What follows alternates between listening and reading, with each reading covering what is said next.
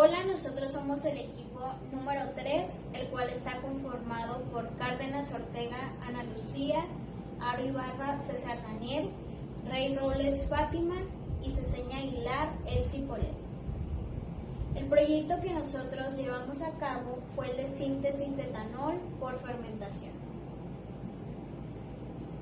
Los hongos unicelulares, llamados levaduras, obtienen la energía química que necesitan para crecer y desarrollarse a partir de la descomposición de moléculas de monosacáridos como la glucosa o la fructosa y disacáridos como la sacarosa o la maltosa. Para las células de las levaduras, el alcohol etílico es inútil por producto de este proceso de generación de energía. Sin embargo, los seres humanos han desarrollado un gusto por este residuo y existe en forma de bebidas alcohólicas. La fermentación de carbohidratos de plantas es tan antigua como la civilización. Lo que se realizó aquí fue la fermentación de una solución acuosa de sacarosa con levadura seca para producir una solución diluida de etanol y posteriormente concentrarla por destilación fraccionada. ¿Qué es la destilación fraccionada?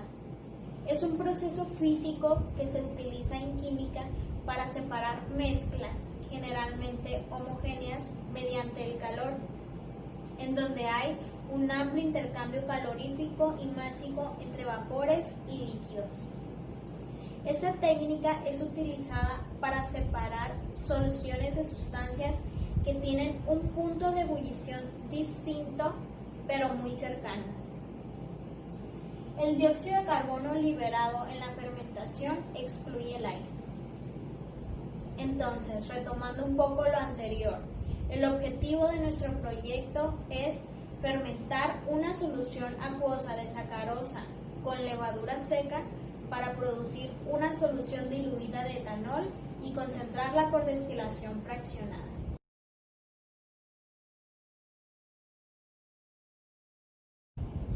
La fermentación alcohólica es un proceso bioquímico en el cual obtenemos etanol y dióxido de carbono a partir de moléculas de piruvato. La levadura, Saccharomyces se le llama, que es la misma que utilizan en la industria alimenticia para producir las bebidas alcohólicas, sigue esta vía. En esta ruta metabólica, a partir de una molécula de glucosa, se generan 2 de ATP y 2 de NADH. El primer paso para poder producir el etanol es que tengamos disponibles las moléculas de piruvato. Estas son el producto final de la glucólisis. Entonces, para llegar al etanol, se siguen 2 pasos. El primero es la liberación del dióxido de carbono, el cual se lleva a cabo cuando la molécula de piruvato se convierte en el intermediario llamado aldehído. Esto pasa debido a una enzima llamada piruvato descarboxilasa. Después, este intermediario se convierte en el etanol que estamos esperando mediante una enzima que se llama alcohol deshidrogenasa. Durante este paso también ocurre que una molécula de NADH se convierte en una de NAD. Este paso es muy importante, ya que gracias a la regeneración del NAD se puede producir de una forma eficiente la glucólisis. Entonces, la ganancia neta de la fermentación de la glucosa es 2 moléculas de etanol y 2 de ATP.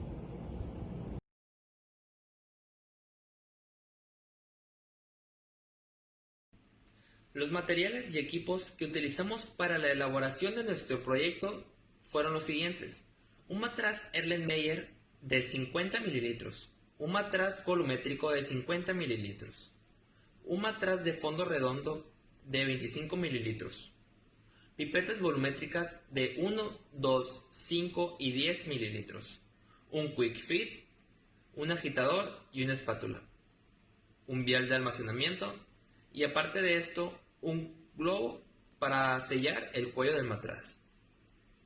Como equipo utilizamos un horno o incubadora, una centrífuga y una placa de calentamiento.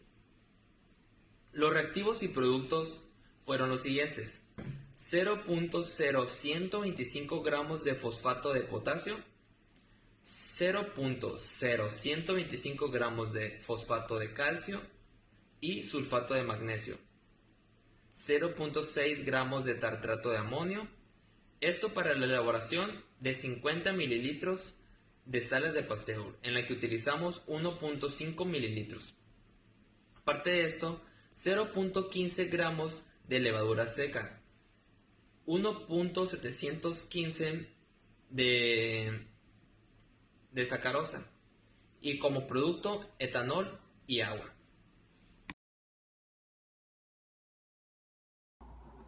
Hola, mi nombre es Fátima Rey y yo les voy a hablar acerca de los datos de seguridad más relevantes de los reactivos utilizados en nuestro proyecto.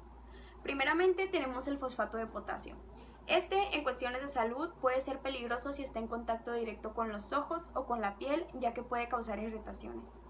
En cuestiones del ambiente es importante no dejarlo en alcantarillas u otras fuentes de agua porque puede causar la degradación de estas. En cuestiones de precauciones, simplemente con utilizar el equipo de protección personal básico, que consta de los guantes, los lentes de seguridad, la bata de laboratorio, en algunos casos la mascarilla, y con eso es más que suficiente si están bien utilizados. Para los residuos, igualmente, regirse por las normas que tenga el laboratorio es más que suficiente. Después contamos con el fosfato de calcio. Igualmente puede causar irritación en las vías respiratorias, causar tos, irritación en la piel y en el contacto directo con los ojos. En cuestiones del ambiente no podemos dejar de lado la toxicidad que puede tener a los organismos acuáticos, y esto más que nada por el mal manejo que se le da a los residuos que terminan en lugares donde no deberían. Para las precauciones, igualmente el equipo de protección personal, trabajar en un lugar ventilado, ya sea con campanas o con las ventanas del mismo laboratorio, y mantener alejado de las llamas. Para los residuos se recomienda que en el vaso donde esté contenido crear un exceso de agua, donde se van a formar dos capas, la primera capa líquida y la segunda capa sólida. La capa líquida se puede decantar e ir directamente al drenaje, y la capa sólida sí tendría que mandarse a una planta de tratamiento de residuos. Después está el sulfato de magnesio. Puede causar dolor o inflamación en los ojos si tiene contacto directo, irritación y enrojecimiento o comezón en el área donde tenga contacto el reactivo con la piel. Para el ambiente, mantener alejado igualmente de las aguas, ya sean aguas superficiales o residuales. En las precauciones, igualmente el equipo de protección personal y mantener el área de trabajo siempre muy limpia. Y los residuos, igualmente no tirarlos directamente al drenaje, lo ideal sería mandarlos a una planta de tratamiento. Igualmente ver en qué medidas se pueden reutilizar para no estar generándolos tanto. Después tenemos el tartrato de amonio. Puede producir irritación en las vías respiratorias, pero también en la vía gastrointestinal si se llega a ingerir. En el ambiente puede degradar el agua y el suelo, por eso es importante mantenerlo alejado o enviar los residuos a la planta donde se deben de tratar correctamente. Y en las precauciones, igualmente el laboratorio ventilado, el equipo de protección personal, y es muy importante el lavado de manos constante antes de utilizar el reactivo y mucho más cuando se termine de utilizar. Después tenemos lo que es la sacarosa. La sacarosa no representa peligro alguno para la salud de las personas. Simplemente si llegaras a tener contacto directo en los ojos, se puede lavar fácilmente con un lavador de ojos y tratarlo. Para el ambiente tampoco representa algún tipo de peligro. Las precauciones que debes de tomar es mantener el área de trabajo limpia y el equipo de protección personal, que nunca debe faltar. Y los residuos, Generalmente es muy reutilizable y si no, se llegan a mandar a una planta de tratamiento y no hay ningún problema. Y finalmente está el etanol. El etanol, si se llega a ingerir, puede causar náuseas, vómitos, diarrea, irritación en las vías respiratorias o en la piel. La precaución, lo básico, el equipo de protección personal, el área ventilada, el área de trabajo siempre limpia, las manos lavarlas constantemente antes y después de utilizarlo. Y para el manejo de residuos, este podría fácilmente dejarse evaporar, o también podríamos tomar en cuenta que tiene muchas formas de reutilizarse. Es muy buen agente limpiador y eso nos puede servir para muchas cosas dentro del laboratorio o fuera de él.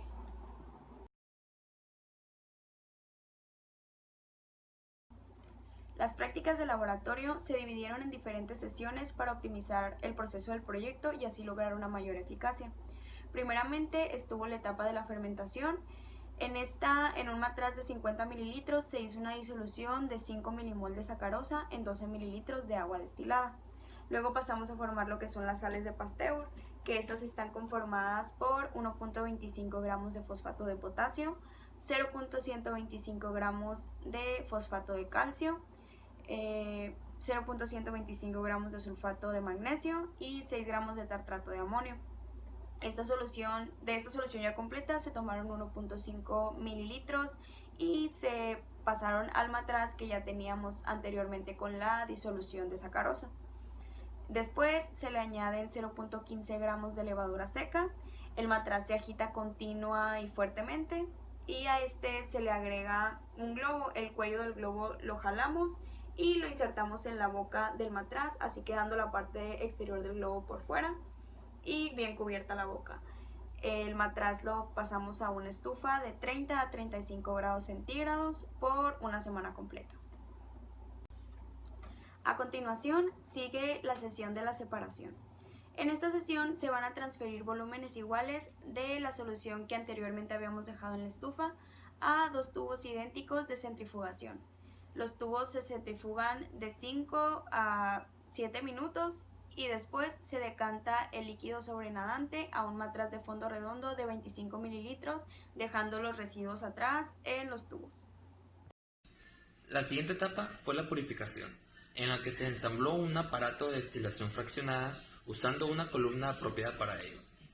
Se destiló la mezcla de agua y etanol y recogiendo todo el destilado que hierva entre 77 grados y 82 grados Celsius, transfiriéndolo periódicamente a un vial tarado anteriormente. La etapa final del procedimiento fue el análisis, en la que se midió la masa y el punto de ebullición del destilado, con la temperatura de este líquido tan cercana a 20 grados como sea posible. Se tomaron 0.2 mililitros del destilado y se colocaron en un vial con tapón de rosca tarado anteriormente, para luego pesarlo y calcular su densidad, y después de ello calcular el porcentaje de composición y calcular el rendimiento de etanol. Yo soy Ana y les voy a presentar los últimos puntos de nuestro proyecto. En los resultados obtuvimos una masa de 0.03192 gramos. El rendimiento indica la cantidad real que se obtiene de un compuesto y se calcula para medir la eficacia de una reacción. Este expresa la relación que hay entre los gramos que se obtienen realmente y los gramos que se obtendrían si todo lo que reacciona se convirtiera en producto. Para calcularlo, usamos una fórmula en la que dividimos la masa experimental entre la masa teórica y la multiplicamos por 100. Y esto nos dio un rendimiento del 56%. El punto de ebullición es la temperatura a la que un líquido se convierte en vapor al igualar su presión de vapor con la presión exterior. Para poder calcular el punto de ebullición, usamos una muestra de 3 mililitros en un tubo de ensayo y usamos un mechero y un termómetro. El termómetro empezó a la temperatura ambiente de 25 grados centígrados y la muestra comenzó a ebullir a los 76 grados y terminó a los 77.4 grados centígrados. El valor real del punto de ebullición del etanol es de 78.37 grados centígrados y con esto podemos concluir que nuestra muestra se acerca considerablemente al valor reportado por la bibliografía. Que no es exactamente igual, se lo atribuimos a posibles impurezas que pudieron haber estado en la muestra y afectado este valor. La densidad es la medida de unidad de masa por unidad de volumen y tiene una fórmula que es densidad igual a masa sobre volumen. Para calcularla, nosotros usamos la masa que ya habíamos reportado desde un principio, que es de 0.03192 gramos, y el volumen de 0.2 mililitros, que fue el volumen que utilizamos para calcular esta masa. Simplemente sustituimos estos dos valores en la fórmula y obtuvimos una densidad de 0.1596 gramos por mililitro.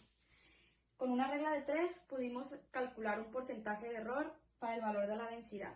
En la regla de 3 incluimos el valor de 0.1596 gramos por mililitro, que fue lo que calculamos de nuestra densidad, y que esto estaba en 0.2 mililitros, que fue el volumen reportado. Y buscamos cuál iba a ser el valor de la densidad para 1 mililitro. Esto nos dio un valor de 0.798 gramos por mililitro. El valor reportado para la densidad del etanol es de 0.789 gramos por mililitro.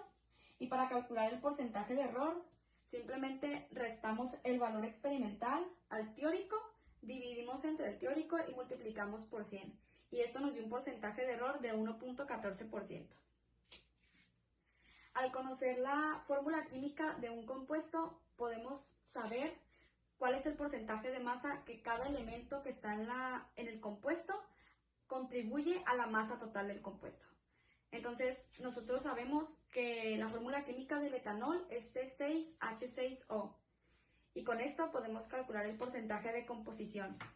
Obtuvimos un porcentaje de composición de 52.17% de carbono, 13.04% de hidrógeno y 34.76% de oxígeno.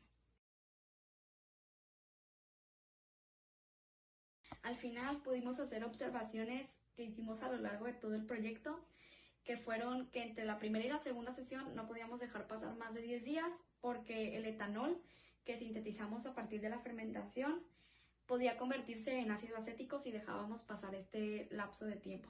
También que el porcentaje de error que obtuvimos fue muy bajo respecto a la densidad. Y también especificamos que la levadura que utilizamos fue la Saccharomyces cerevisiae.